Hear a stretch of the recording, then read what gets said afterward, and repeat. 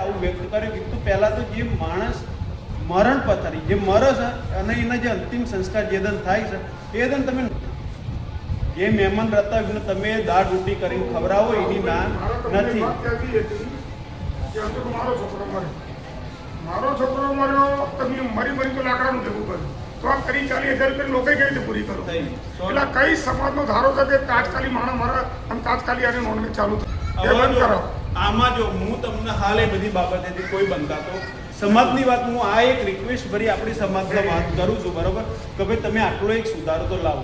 અને રહી વાત બીજા નંબરની કે 2-3 માના છોકરાનો જે તમે તરત છૂટો કરી નાખો તો એ છૂટા પર પ્રતિબંધ લાવો. હા, ડખા બધા થાય છે, છૂટા બધી જગ્યાએ બધી સમાજમાં થાય છે, બરોબર, પણ એના પર વાત વિચાર કરો.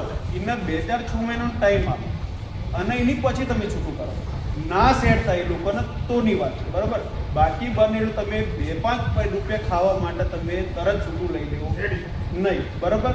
અને બીજા નંબરમાં વાત બાટલો જે તે રઘુભાઈ બધાય વાત